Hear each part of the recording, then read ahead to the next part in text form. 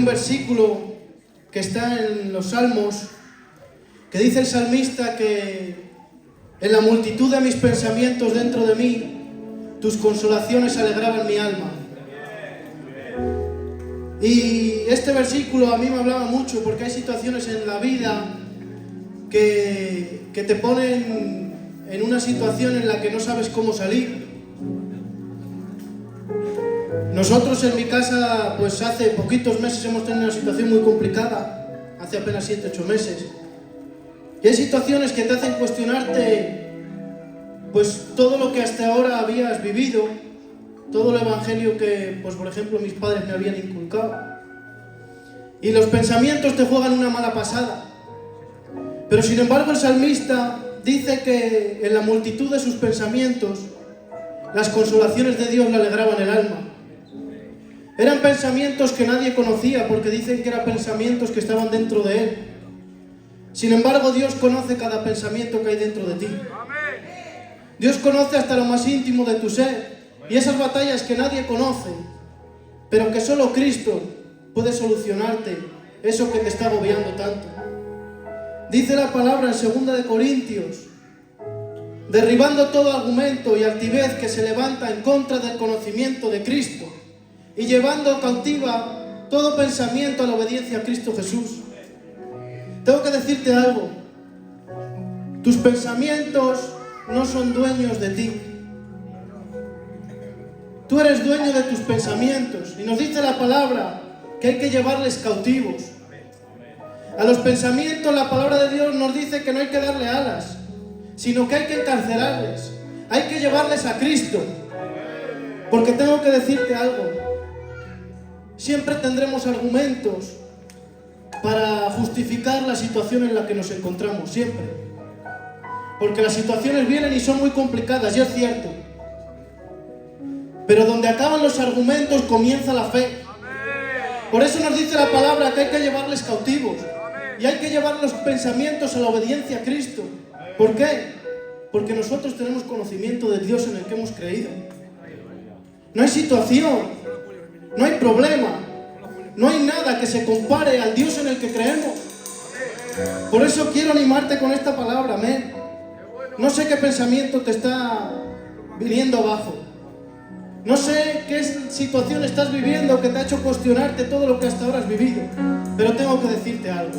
Si llevas los pensamientos a Cristo, tu situación va a cambiar. Puedes levantarte de nuevo. Puedes cobrar ánimo, amén. Aleluya.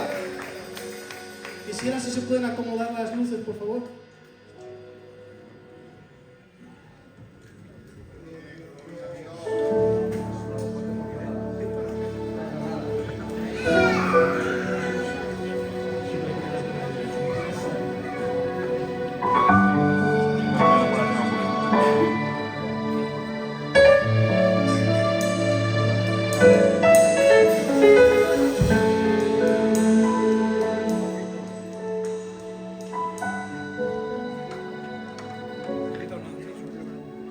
Todos tus hijos te adoran,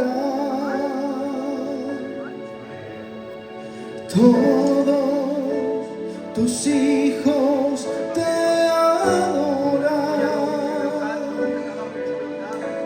por ser único y santo y en una cruz te has entregado.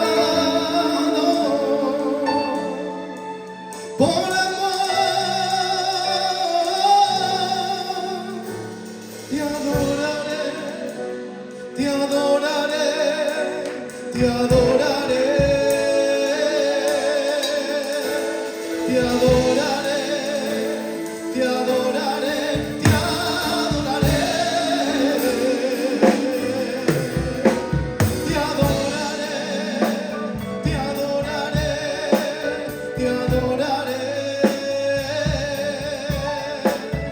adoraré, te adoraré, te adoraré.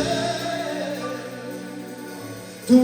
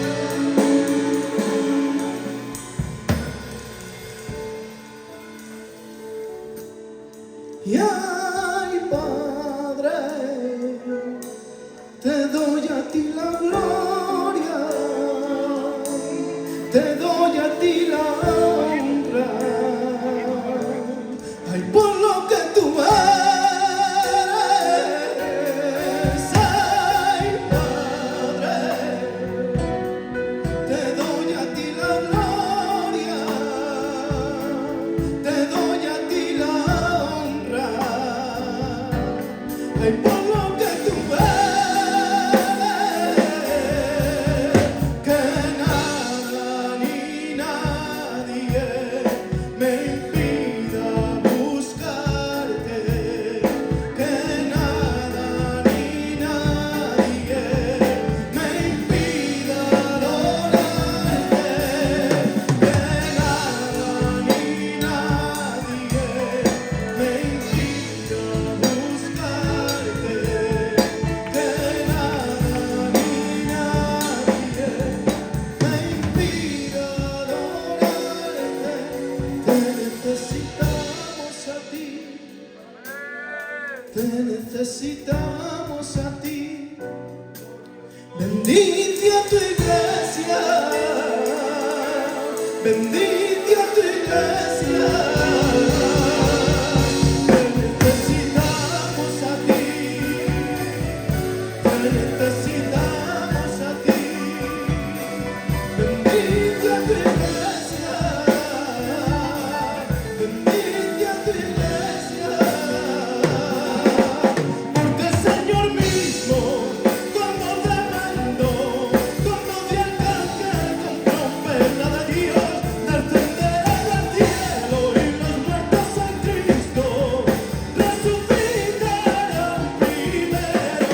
Porque el Señor mismo, como bramando, como de arcángel con trompeta de Dios, descenderá del cielo y los muertos en Cristo resucitarán primero. Sarai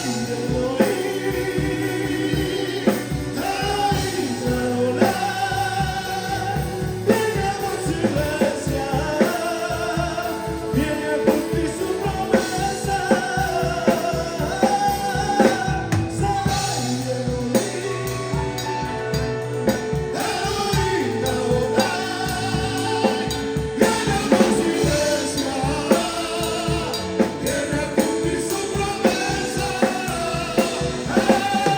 El Señor mismo, como bramando, como de arcángel con trompeta de Dios, descenderá del cielo y los muertos en Cristo resucitarán primero. Porque el Señor mismo, como bramando, como de arcángel con trompeta de Dios, descenderá del cielo y los muertos en Cristo resucitarán primero. Sarai Elohim, Adonai, viene por su iglesia, viene a cumplir su promesa. Sarai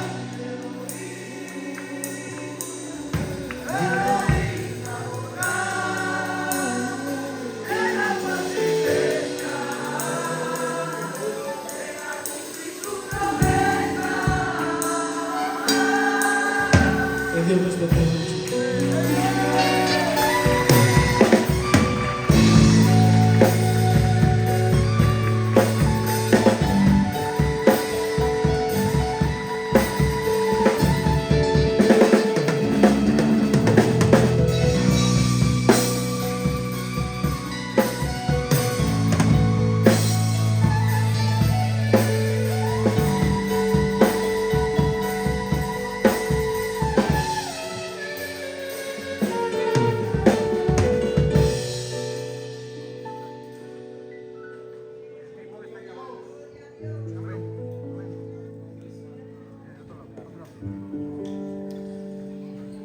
Bueno, que el Señor les bendiga a todos poderosamente.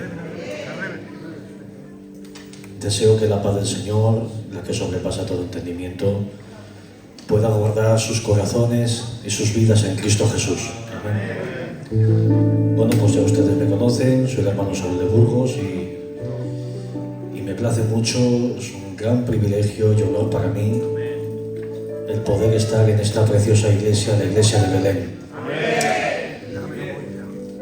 Agradezco al pastor, al hermano Samuel, siervo del Señor, a toda la juventud. Veo mucha juventud, que Dios los bendiga a todos poderosamente.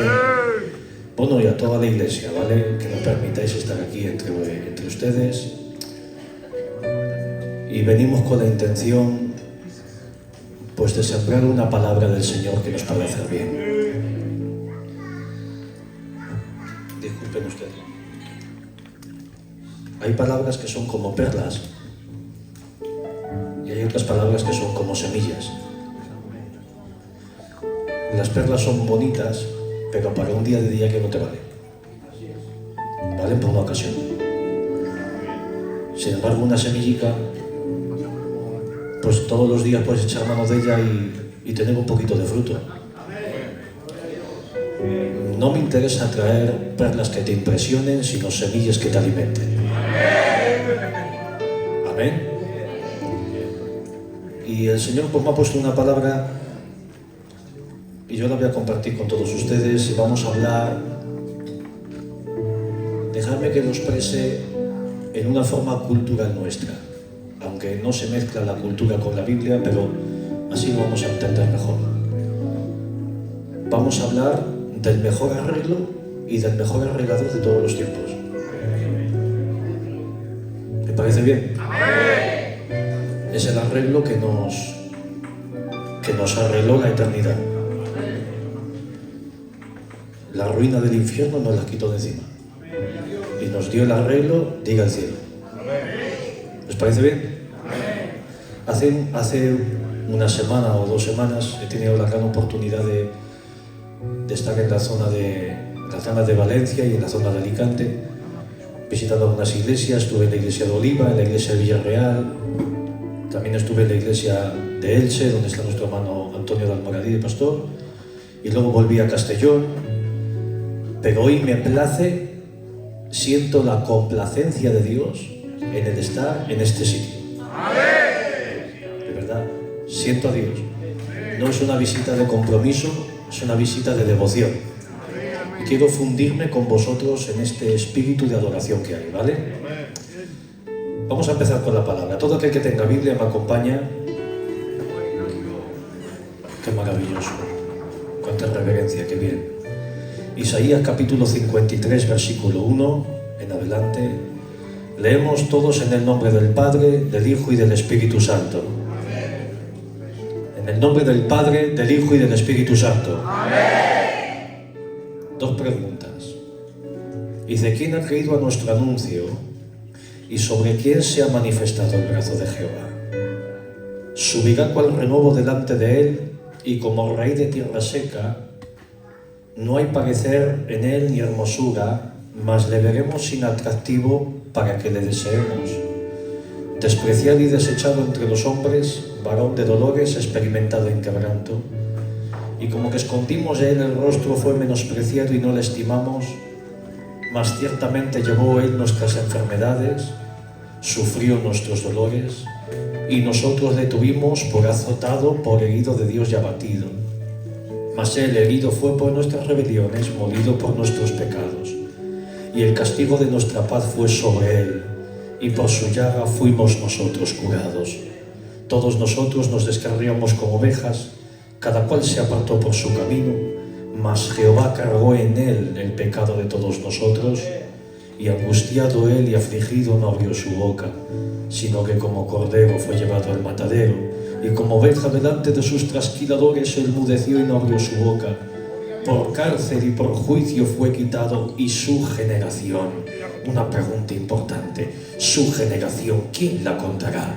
Porque fue cortado de la tierra de los vivientes, y por la rebelión de mi pueblo fue herido, y se dispuso con los impíos su sepultura, mas con los ricos fue en su muerte, aunque nunca hizo maldad, ni engaño hubo en su boca.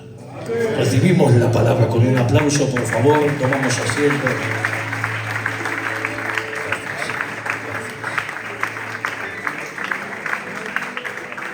Gracias. Quiero que le digas una palabra a la persona que tienes a tu lado y le vas a decir, Dios nos quitó el pecado.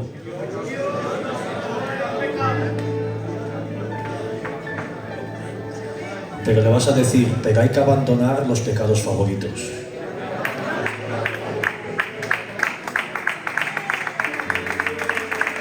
Amén.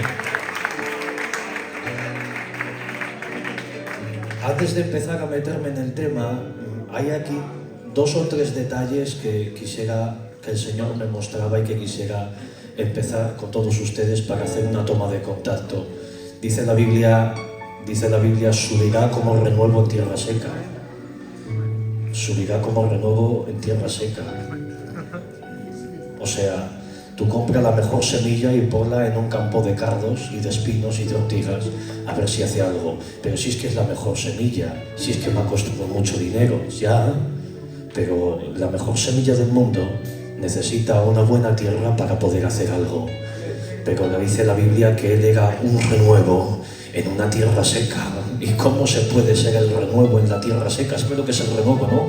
El renuevo es ese pequeño brote, esa pequeña ramita que nace en los pies de los árboles y que de ahí nace otra planta. El renuevo es el futuro, lo que tiene salida, lo que tiene que emerger, que crecer. Y dice, será el renuevo en la tierra seca. Y yo le dije, Señor, ¿cómo se puede ser la renovación en lo seco? Porque que alguien sea la renovación en una iglesia buena, lo comprendo. Que alguien sea la renovación en una zona buena, lo comprendo. Que alguien sea la renovación en un coro espléndido, lo entiendo. Porque dentro de lo bueno pueden hacer cosas buenas, porque ya hay campo sembrado, ya hay surco abierto, pero ¿cómo se puede ser la renovación en la tierra seca?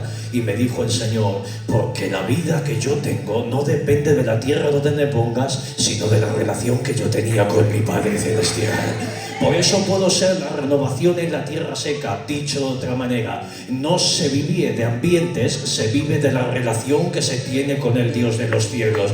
Porque el que no tiene vida es esclavo de los ambientes. Le pones en una iglesia buena y crece y es la renovación del momento. Pero le pones en un campo seco y se pudre y allí no hay nada. ¿Sabe por qué? Porque no había vida propia. Era el ambiente lo que le mantenía vivo. Pero todo aquel que tiene relación con Dios, da igual donde le pongas, seguirá creciendo porque no le mantiene la tierra, le mantiene la vida que viene del cielo y que viene de Dios.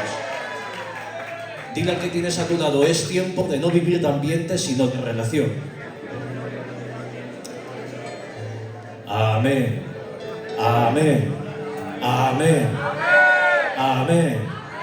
¿Sabes por qué en tu casa no hay más bendición? Porque cuando termina el culto aquí se queda el ambiente, pero para que haya paz en tu casa no te tienes que llevar el ambiente de aquí, el ambiente se queda aquí. Sobre todo es la relación que haya en el hogar, Si en el hogar hay un matrimonio que ora, si en el hogar hay un matrimonio que lee la palabra, si en el hogar hay principios bíblicos, aunque se acabe el ambiente, Dios se va contigo a tu casa. Pero hermanos, ¿sabes lo que pasa? Que hay mucha gente que cuando termina el ambiente le pasó lo que a María, que celebró la fiesta, pero luego se quedó a Jesús en el templo, se la dejó allí. Y hay gente que cuando termina la fiesta se queda a Jesús aquí, se dejan a Jesús aquí y dicen, venga Señor, hasta el próximo culto. Pero no necesitas dejarte Dios aquí, necesitas llevarte Dios a tu casa, a tu vida, a tu matrimonio, de tus hijos. ¿Sabe por qué? Porque necesitamos a Dios para tener un buen hogar.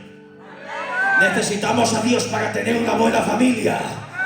Porque se puede tener un buen piso y tener un mal hogar. Se puede tener un buen dormitorio, pero no conciliar el sueño. Porque hay cosas que te las da el dinero, pero hay otras cosas que no te las puede dar el dinero. Solamente te las da cuando tienes paz con el Dios de los cielos y de la tierra. Y sigue diciendo la palabra, mas le veremos sin atractivo. Pastor, le veremos sin atractivo. Y Él nos provocará deseo. Dios mío de mi vida.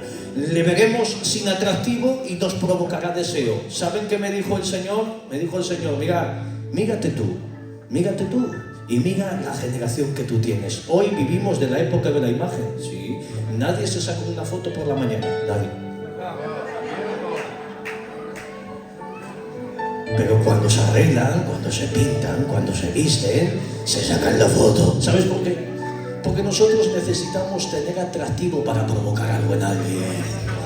Pero Él, estando en la cruz con los ojos ensangrentados y el rostro hecho polvo, dice, ¿dónde te has dejado las calles de oro, hombre? ¿Y dónde te has dejado el mar de cristal? Sin embargo, el soldado que estaba allí dice, da igual, aunque te quiten el trono y te pongan entre malhechores, con los ojos ensangrentados y las manos clavadas y el costado abierto, Tú eres verdaderamente el Hijo de Dios. No necesitamos ver a Dios en el trono para que nos enamore. A nosotros no nos ha enamorado el Dios del trono. Nos ha enamorado el Dios del Calvario, donde murió sin fuegos artificiales, pero que Él dijo: ¡consumado es! ¿De dónde emana tu autoridad si te has bajado del trono? Dice: el trono no me da la autoridad a mí. Yo doy autoridad al trono. Y aunque me pongas en una cruz, tengo poder para consumar. Tengo poder para perdonar. Tengo poder para levantar. Porque la autoridad no estaba en el trono. Yo soy rey de reyes y señor de señores. Y Él desde el Calvario tuvo la autoridad para pisotear la cabeza de la serpiente. Pero si no tienes atractivo, ¿quién te respeta? Dice que no me respeta nadie. Mira cómo está la serpiente. Le pisó la cabeza. Y puedo ver a Satanás en modo de serpiente con la cabeza machacada. Pero ¿quién te ha machacado? Este que está clavado. Dice: sí, está clavado, pero por dentro sigue entero. Ninguno de sus huesos fue quebrantado. Y hay gente que por fuera está entera, pero por dentro está hecho polvo. Pero no importa cómo estés por fuera, lo que importa es cómo estés por dentro. Sigue el texto y dice: ¿sobre quién se ha manifestado el brazo de Jehová? ¿Cómo? ¿Quién ha creído nuestro anuncio? ¿Quién ha creído el anuncio? Con un respeto de los hábitos. Todos los anuncios te manipulan. Todos los anuncios que ves por la tele te manipulan. Porque necesitan manipularte para venderte el producto. Compra el perfume. El anuncio te manipula. Te dice que si te echas el perfume se ve. Cuando vas por la calle todo el mundo se vuelve. Te conviertes en el centro del universo. Todo el mundo quiere verte, todo el mundo quiere estar cerca de ti. Si estás soltero, con ese perfume enamoras. 80 euros. Claro, te tienen que tocar la emocionalidad de tu persona y manipularte. Si no, ¿cómo te lo van a vender? Pagas 80 euros, te echas el perfume y todo el mundo pasa de ti. Porque el anuncio prometía algo que no podía darte. Sin embargo, este anuncio no manipula, es verdadero. Es más, son más sobresalientes los efectos que experimentas cuando lo recibes que en el momento que esté ese anuncio, porque no hay fraseología, no hay idioma, no hay teólogo que pueda abarcar todos los efectos que Dios hace en una vida. El anuncio te lo daron a medias. Lo que no sabía el anunciante es que era más poderoso el producto de lo que él podía decir. Y cuando lo recibes, te anunció que Cristo transforma. Y es verdad, es que lo recibes y Cristo te transforma. Te anunció que Cristo llenaba. Y el anunciante no podía expresar con toda la profundidad la llenura. Solamente se puede experimentar, porque es que a Dios no hay que aprenderlo, a Dios hay que experimentarlo. A veces queremos ser los teólogos que quieran embaucar a Dios y decirte: Dios es así, así, así. Pero ¿sabes qué pasa? Que toda la teología se queda corta. Ya lo dijo el apóstol Pablo: cosas que ojo no vio, ni subieron con corazón de hombre. Son las cosas que Dios ha preparado para aquellos que le esperan y le reciben. Y dice: oh, ¿quién podrá escudriñar lo profundo de Dios? Nadie. Él es alto, más alto, más alto, más alto, más alto, que los cielos de los cielos de los cielos no pueden contener su gloria, pero que al mismo tiempo es el Dios que sí, que es, hermanos queridos, trascendente, que nadie lo puede abarcar, que nadie lo puede comprender. Se hace inmanente, y siendo el Dios que los cielos de los cielos de los cielos no pueden contener su gloria, por medio de la parte más interna de su persona, que es el Espíritu, entra dentro de ti y está ahí contigo en tu día, en tu momento, en tu circunstancia. Este es el Dios que yo tengo. No tengo un Dios lejano, tengo un Dios cercano. Si te dijo Satanás, Dios te ha dejado, Dios se ha alejado de ti, y te pones a orar y la sensacionalidad de tu persona te dice que te noto a Dios como lejos, te voy a decir que Dios no se aleja de nadie. Somos nosotros los que nos alejamos de Dios. La distancia entre Dios y nosotros no la marca Dios, la distancia la marcamos nosotros. Acercaos a Dios y Él se acercará a vosotros. Pero dice la Escritura, ¿sobre quién se ha manifestado el brazo de Jehová? Acompañarme. En el antiguo Israel había un día que se llamaba el día de la expiación. Este día era diferente a todos. En este día solamente trabajaba una persona, el sumo sacerdote. Todos los días trabajaban sacerdotes y levitas, pero este día no trabajaban en conjunto, solamente trabajaba uno, el sumo sacerdote. Y tenía que poner a dos animales, a dos machos cabríos. Uno era para sacrificarlo en el templo y otro era para soltarlo en el desierto. La pregunta es, ¿cuál de los dos se va a quedar en el templo y cuál de los dos se va a ir al desierto? ¿Cuál? El procedimiento era el siguiente. El sacerdote cerraba los ojos y sobre quien cayera el brazo del sacerdote, este era el elegido.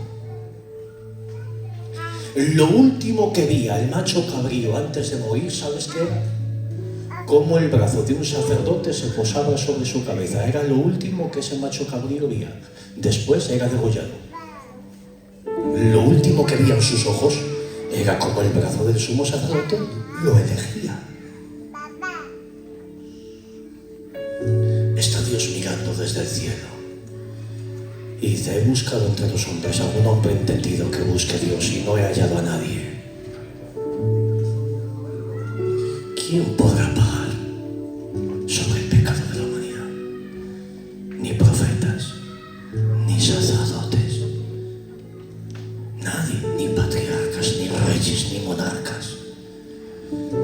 Pero de repente la mano ha caído sobre alguien.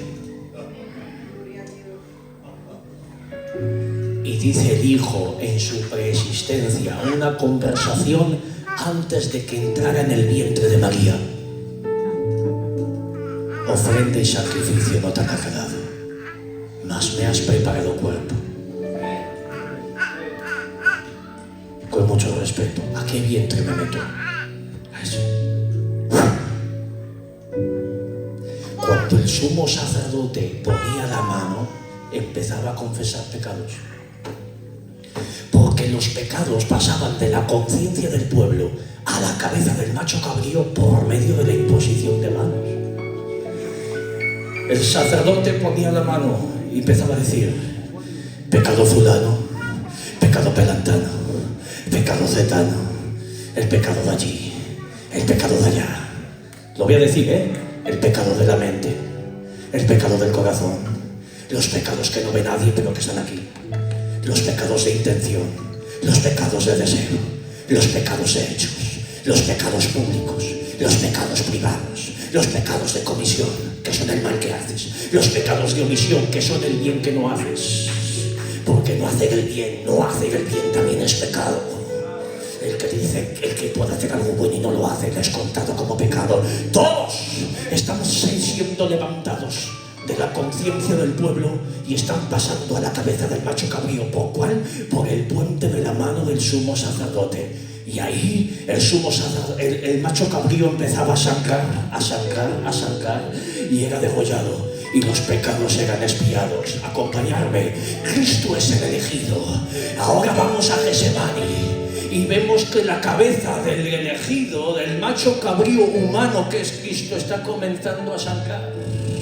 Y dice la Biblia, su sudor era como grandes gotas de sangre que caían hasta la tierra. Pero la pregunta es, ¿quién está poniendo la mano en la cabeza del Dios Hijo? Solamente hay uno, que podía poner la mano en la cabeza del Dios Hijo. Tiene que ser alguien igual a Él en santidad, igual a Él en naturaleza, igual a Él en perfección. Un ángel no puede venir a poner la mano en la cabeza del Dios encarnado, y un hombre tampoco, porque tiene pecado.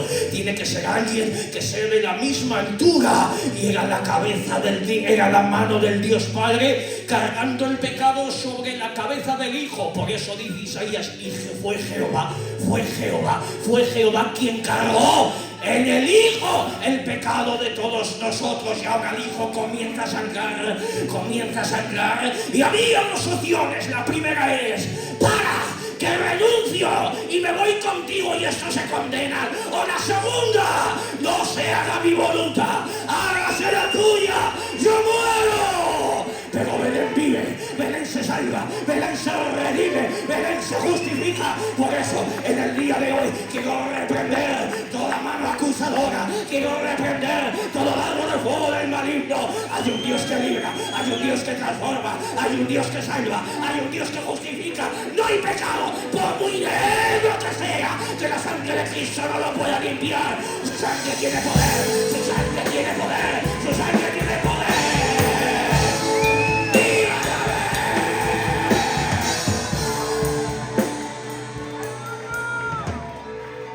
Él salva. Oye tú, el que me está viendo en la cámara, si no tienes a Dios, Dios te salva, y Dios se mete en tu casa, y Dios te mete ahí donde me estás viendo, y la sangre te limpia, y ahora te quebranta. Y si hay alguien aquí que necesita sangre, todavía la sangre fluye. ¿Cuántos aquí pecan? ¿Cuántos? Yo peco. ¿Tú pecas? Yo peco, tú pecas.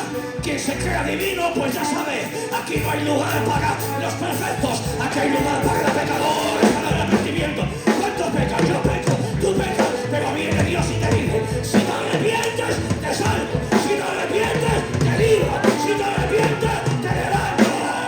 ¡Gloria a Dios!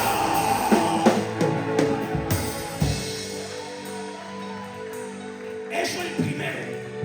Pero ¿y el segundo? El segundo lo ataban con una correa de color rojo y lo ataban por el cuello. La corona de espinas era la correa con la que a Cristo le llevaron. Le ataron en el pretorio. ¿Os acordáis? Que en el pretorio había una columna de 40 centímetros y allí le ataban. Al segundo macho cabrío le cogían con una correa de color rojo y lo llevaban al desierto. Y allí lo soltaban. Dice: este es para Azazel. Azazel significa el que carga con la maldición. Este animal será maldito, y por ser maldito no puede morir dentro del pueblo, porque dentro del pueblo no puede haber nada maldito. Tiene que morir fuera, soltarle, y el animal allí moría él solo. Por eso a Cristo fue hecho maldición, fue hecho pecado, y le cogieron fuera de Jerusalén. Jerusalén es la provincia del rey, la ciudad de la paz. Tú cargas con la maldición fuera de aquí. Y el Hijo, con la cruz, siendo el bendito entre los benditos, se hizo maldito y dijo: bueno. Y las mujeres lloraban: ay, ay, ay. Se da la vuelta y dice: que no lloréis por mí, llorad por vosotros. Se va fuera de Jerusalén. Y dice la Biblia: maldito todo aquel que es colgado en un madero. Me toca ser maldito para ser la bendición de otros. Venga escarnios, venga burlas, venga. Y pasaban por delante de él y meneaban la cabeza diciendo: a otro salvó y a sí mismo no se puede salvar. Pero qué bueno es el silencio en el momento santo. Me toca ser la maldición. Acompañadme. Despreciado y desechado. Déjame hablarte de la emocionalidad de Jesús. Jesús tuvo emociones como nosotros. Fue un ser tripartito como todos nosotros. En la cruz está el cuerpo. Mateo 27, mi alma está angustiada hasta la muerte. El espíritu, en tus manos encomiendo mi espíritu. El alma, el espíritu y el cuerpo. Y como todo ser humano, Jesús tenía las emociones en su alma, porque es la parte donde están tus emociones.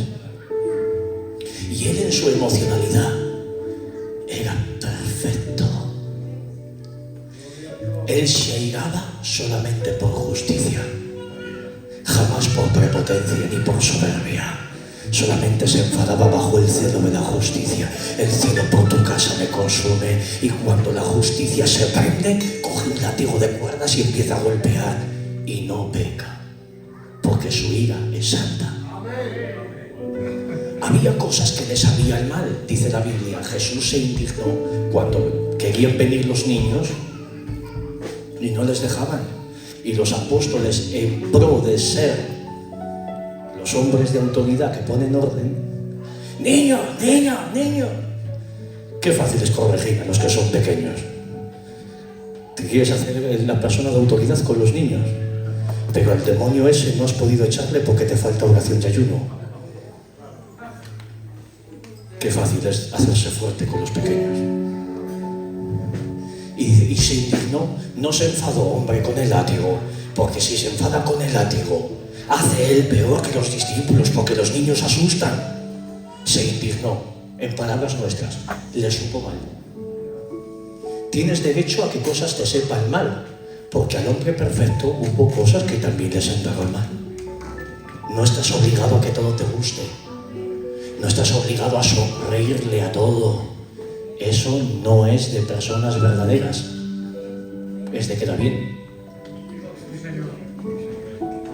Si al verdadero hay cosas que le sientan mal a ti y a mí, que estamos llenos de prejuicios y de complejos y de cosas. Pero no pecaba. Jesús se gozaba. Dice, en ti me regocijo, porque escondiste estas cosas de los sabios entendidos y las diste a los niños. En esto me gozo, Padre. Su emocionalidad. Pero cuando llega a Getsemaní, su parte emocional está siendo totalmente triturada. Está siendo destruida. Y llama, de los 12, llama a 3. Dice, mi alma está angustiada hasta la muerte. Mira a ver qué hacéis. Y les deja ahí. Y se va un poquito más adelante, como un tiro de piedra. Como un tiro de piedra.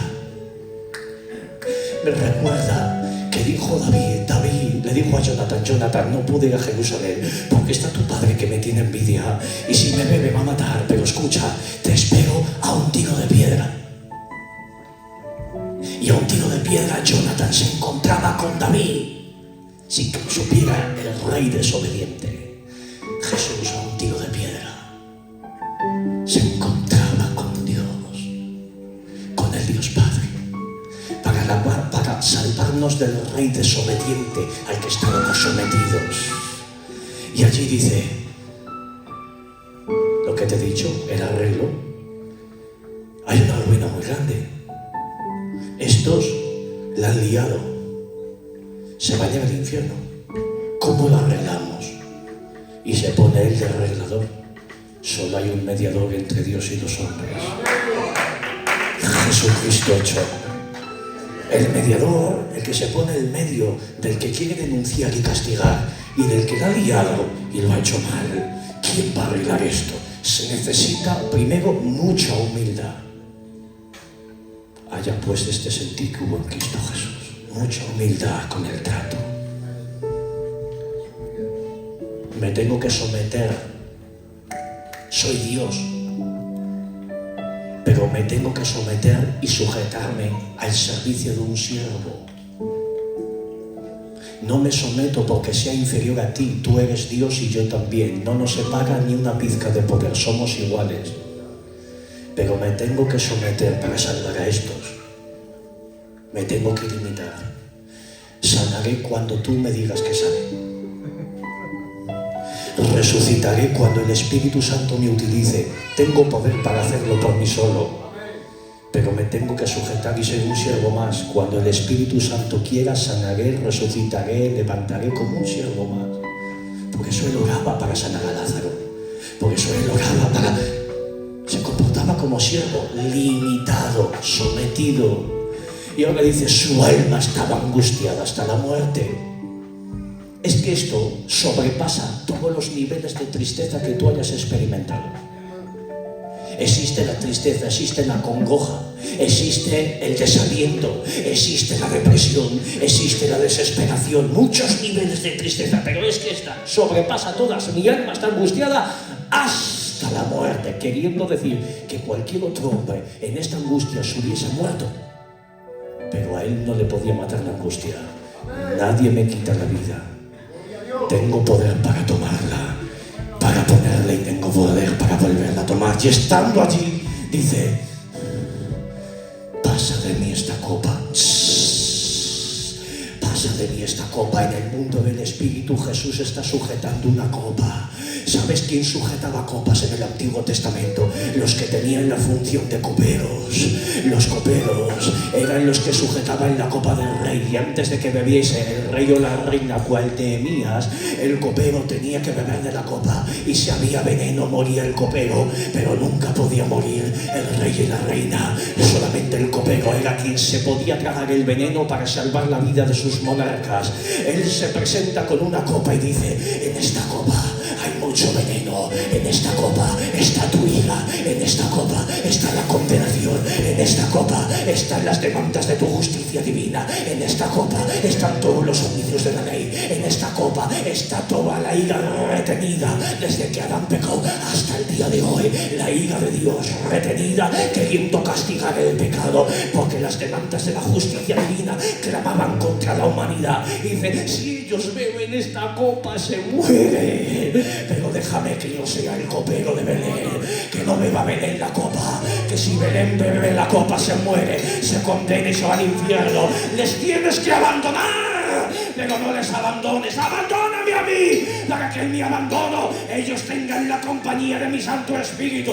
Y él bebió la copa más amarga de todos los tiempos y empieza a cargar con el peso del pecado, y sale, y cuando sale se encuentra con los verdugos que quieren traicionarle, y dice, ¿a quién buscáis? Y dice, a Jesús, y dice, yo soy. Y todos se caen hacia abajo, y cuando se caen hacia abajo, él mismo se entrega, queriendo decir que nadie le secuestraba, nadie le cogía, él se entregaba. Cogerme ahora. Y cuando le cogen, se enfrenta a 4 juicios: juicio religioso, el del Sanedrín; juicio imperial, el del emperador Pilatos; juicio real, el juicio del rey Herodes; juicio divino, el Padre cayendo sobre él. 4 juicios. Y él avanza y llega ante Pilatos. Juan 19. El emperador, como todo buen emperador romano, le hace una entrevista y le dice, ¿tu reino? Y dice, ¿tú eres rey?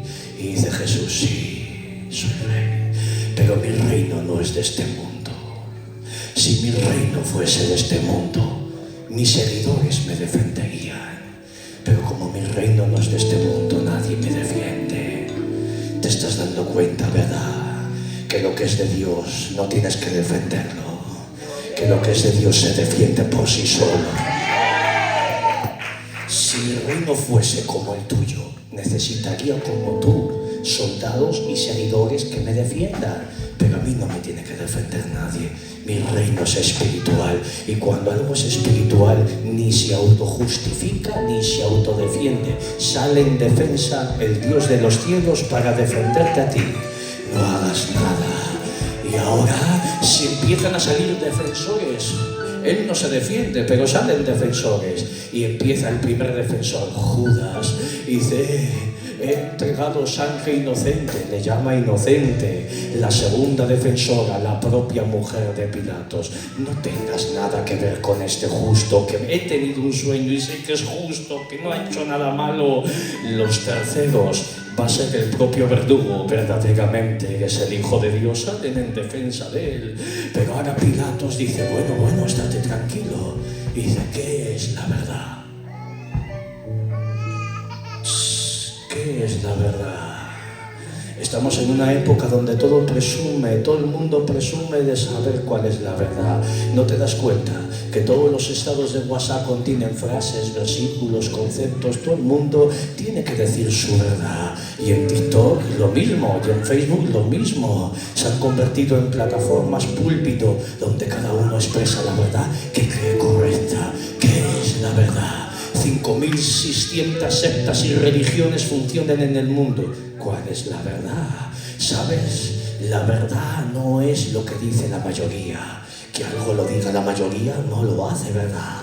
Verdad no es lo que te da a ti la razón. Puedes tener una razón diabólica donde no haya verdad ninguna. ¿Sabes qué es la verdad? La verdad es lo que te hace libre. Jesús dijo, conoceréis la verdad y la verdad os hará libres. Te voy a decir una palabra con mucho respeto.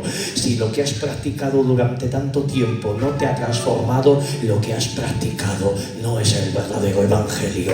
Todo el que practica el verdadero evangelio es transformado sí o sí. Y si has practicado el cultico y no te ha hecho libre, es que estás practicando el cultico, pero no la Biblia. Por eso no te transforma. Pero no hay nadie que conozca la verdad y no sea transformado. La verdad la pueden cubrir de sangre porque la cubrieron. La pueden cubrir de serrín porque le cubrieron de serrín. Fue carpintero. Pero no importa de lo que la cubras, porque la verdad, aunque la cubras de serrín, sigue transmitiendo lo que es verdad, verdad, verdad, verdad. Si practicas la verdad eres libre, y si no, no serás libre. Serás un formalillo, pero que por dentro estarás atado. Pero Dios no te ha llamado a ser educado, Dios te ha llamado a ser libre.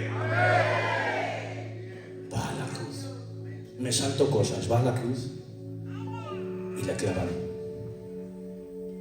Y cuando le clavan, Dios mío, como cordero eres llevado al matadero.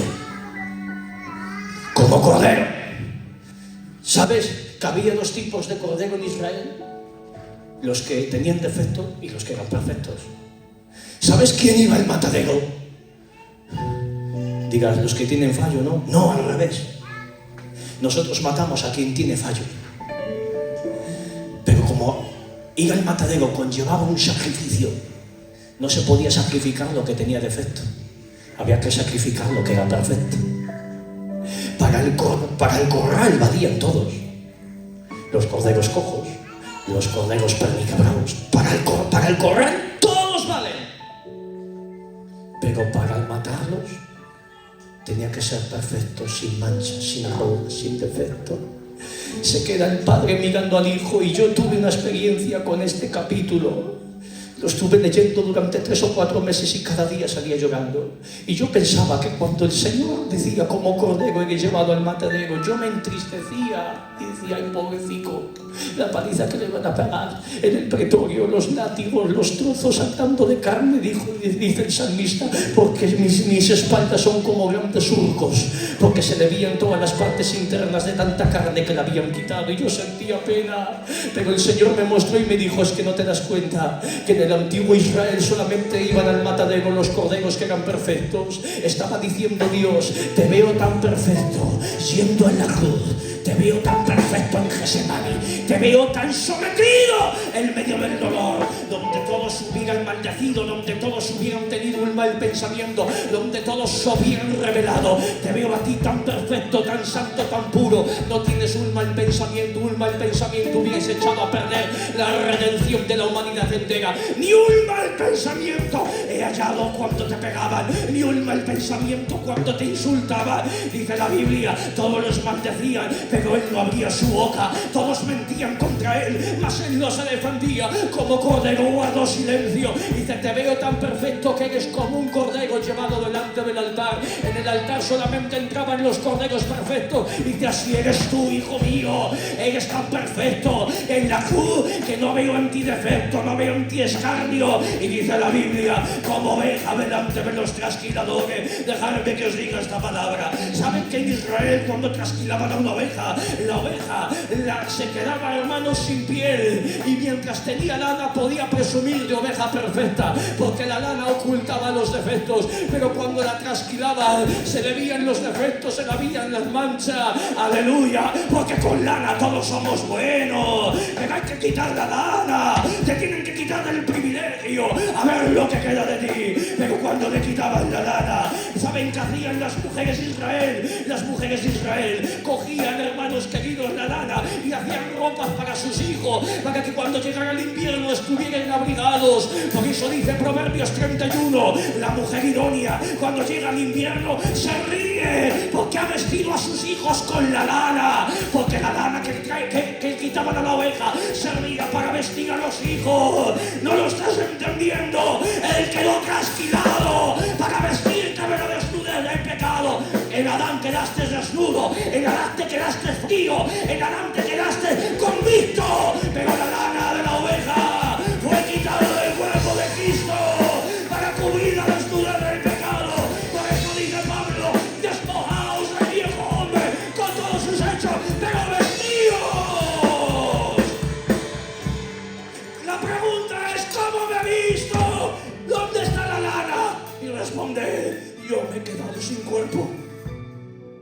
Yo me he quedado sin carne, yo me he quedado sin sangre. ¿Quieres vestirte? Toma mi lana. ¿Quieres vestirte? Toma mi sangre. ¿Quieres vestirte? Toma mi sacrificio. Nadie es justo por sus obras, nadie es justo por sus talentos, nadie es justo porque vengas todos los días al culto. Solamente eres justo cuando la cruz del Calvario te viste y cuando la cruz del Calvario te transforma.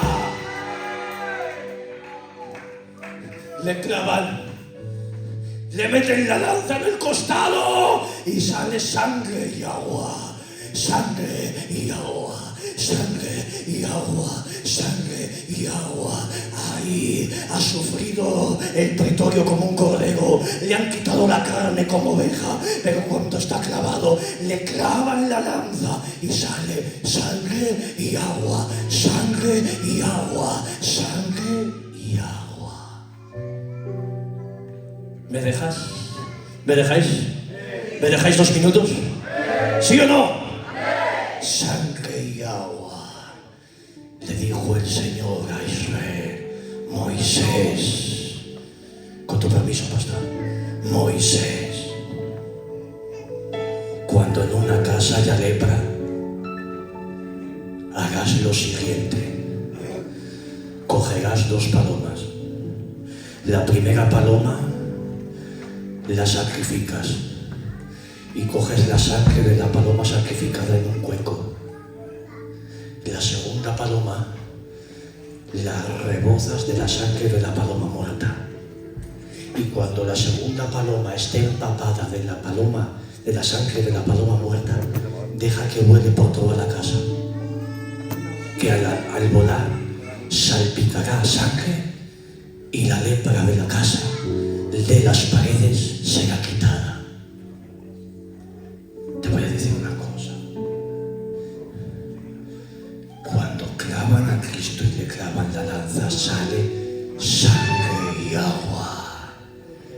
Cristo es la paloma sacrificada. Pero la sangre de Cristo no puede llegarte a ti si no hay una segunda paloma que te la haga llegar. La segunda paloma es el Espíritu Santo, que va al Calvario, coge la sangre de la paloma muerta y ha entrado en tu casa y ha empezado a volar. Ha empezado a volar. Ha empezado a volar.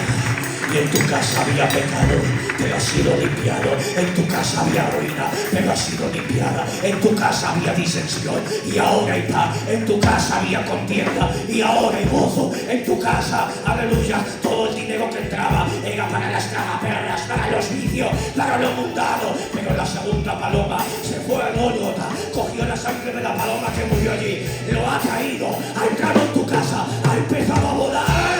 Y lo que antes era para las tragaperras, hoy es para la ofrenda. Lo que antes era para el vicio, hoy es para comprar Biblia. Quiero hablar a alguien que está aquí en esta tarde. Dios quiere libertarte, Dios quiere encenderte, Dios quiere transformarte, Dios quiere hacerte libre. ¿Cuántos quieren que la paloma vuele? Levanta tu mano, dígale.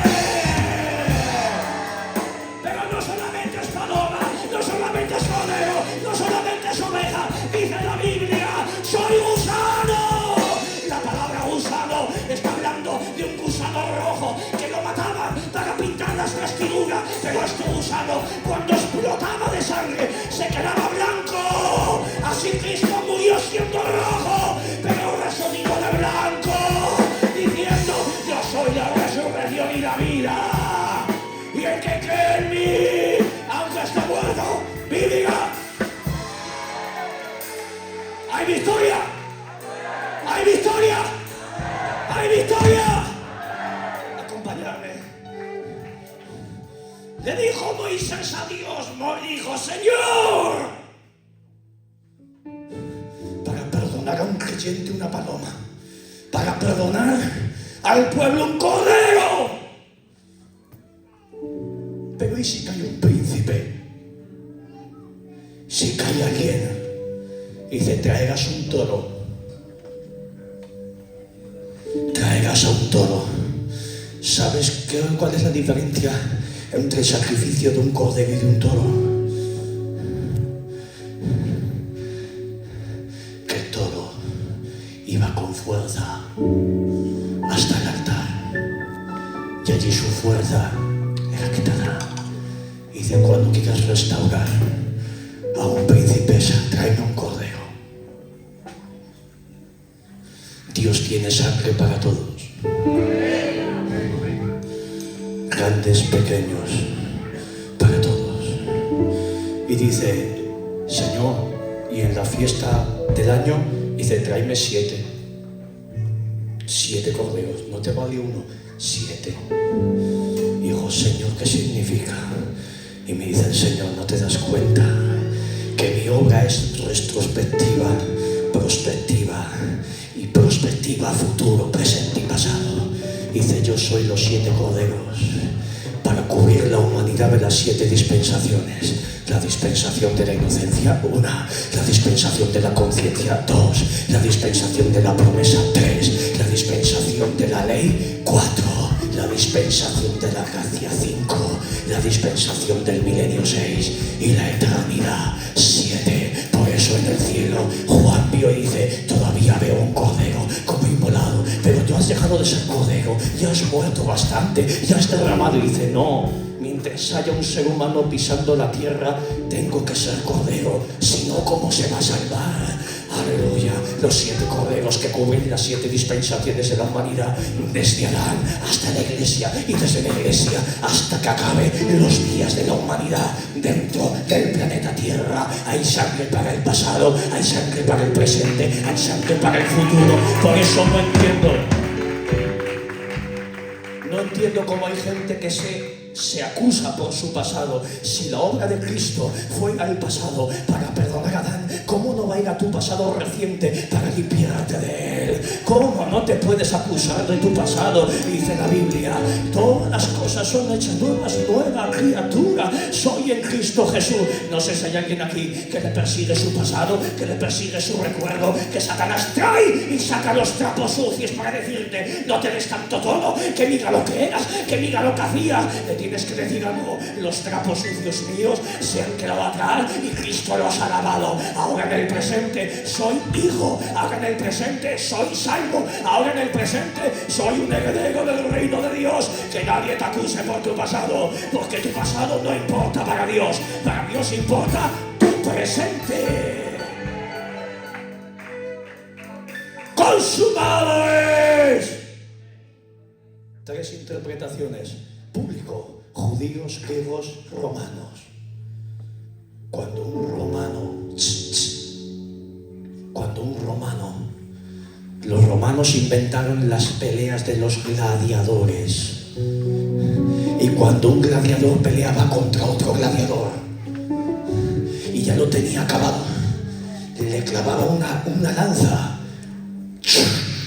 Y decía: tetelestai, he acabado con él.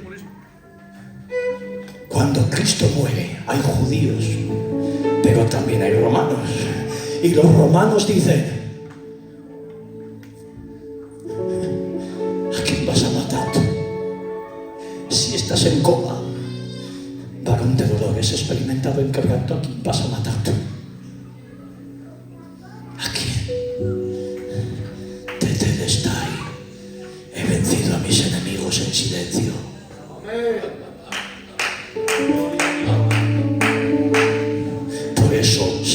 diablo trajo la gran revelación, Colosenses 2:10, despojando a los principados y a las potestades, los exhibió públicamente, triunfando sobre ellos. ¿Dónde? En la cruz del Calvario. Dejadme, despojando, perdóname, pero si es un ser inmundo, si es un demonio tirado que solamente tiene suciedad, ¿de qué le quieres despojar? ¿Qué le quieres quitar? Si todo lo que hay en él es inmundicia. ¿Sabes qué le quería quitar?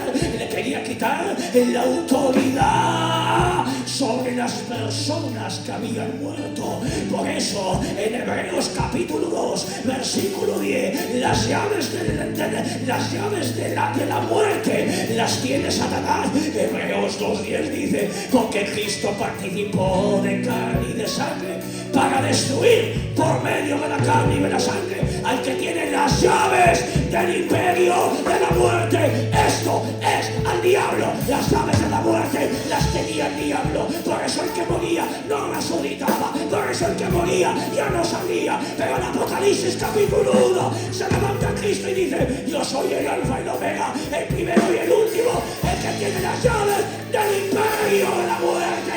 La pregunta es, ¿dónde se las has quitado? Despojando. Por eso el que ahora muere, luego resucita. Por eso el que ahora muere, después se levantará. Porque las llaves ya no las tiene el diablo, las llaves las tiene Dios. Muere. Y cuando muere, al tercer día se levanta. ¿Cómo entra? Desnudo. ¿Cómo sale? Vestido de blanco. ¿Quién le ha dado la vestidura?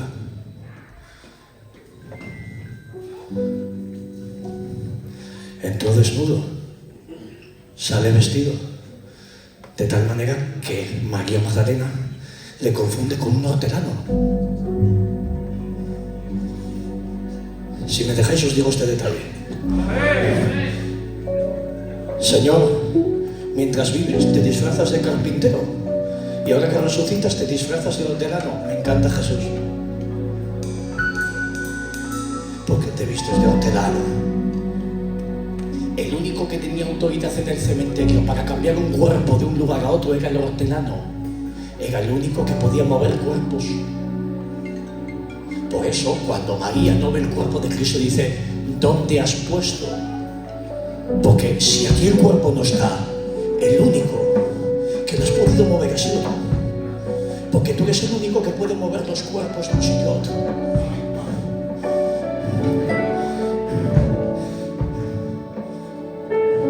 María, ¿por qué buscas entre los muertos al que vive? ¿Pero por qué te vistes de hortelano? Dice, porque yo soy el único que va a cambiar los cuerpos de los que han muerto de un sitio a otro. De un sitio a otro. Se abrirán las tumbas. La trompeta de Dios tocando el ADN y las neuronas cerebrales del cerebro que ha muerto. Levante la voz de Dios. Lo muerto, cuando lo escucha, vive. Porque cuando Dios habla, lo muerto vive. Cuando Dios habla, los muertos se levantan. Se levantarán y dirán, a tus órdenes, cámbianos de sitio.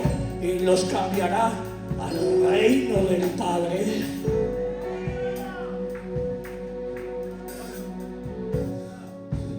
Voy a terminar así. El primero que vistió de blanco fue Cristo, para ser el prototipo de cómo te vas a vestir tú.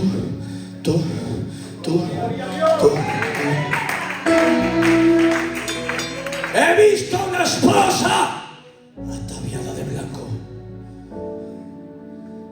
Murió como esclavo y se levantó vestido de esposo. Porque los judíos se vestían de blanco para casarse. Por esa novia vendo hasta la ropa. Por esa novia no pago dote, pago sangre. Lo doy todo porque me he enamorado de esa novia. Pero ahora que ya le he comprado, dame una túnica. Déjame salir del sepulcro de blanco. El sepulcro se convirtió en la habitación nupcial donde el novio se preparaba para coger la mano de la novia.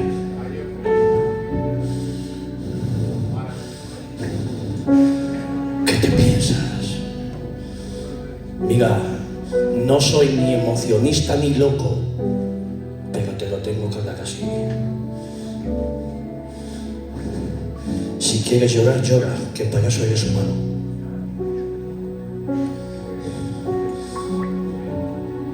Si quieres comprar un ramico de flores, cómpralo.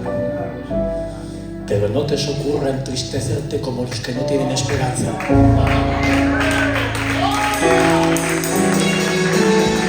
¿Qué te piensas? ¿Que está débil? ¿Qué te piensas? ¿Que está ahí? ¡Que ya no está! ¿Cómo le despediste? Que ahora está hecho un toro, que está hecho un león, que está allí volando en la eternidad y que si le mandas volver, no vuelve.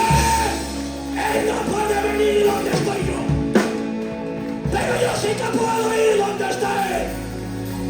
Del cielo a la tierra hay una señal que pone dirección prohibida, pero de la tierra al cielo pone sentido único. Yo soy el camino, yo soy la verdad, yo soy la vida. ¿Quieres aplaudirle a este Dios que tienes?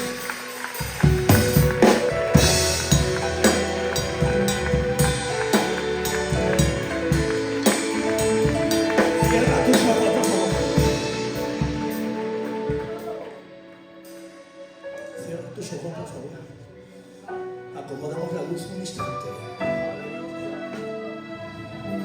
Sacre meterme comas de que.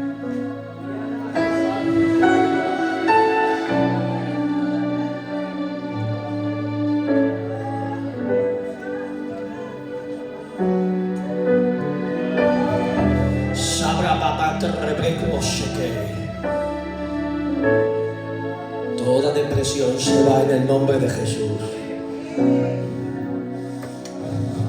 Toda angustia desmedida, todo espíritu de depresión lo reprendo en el nombre de Jesús.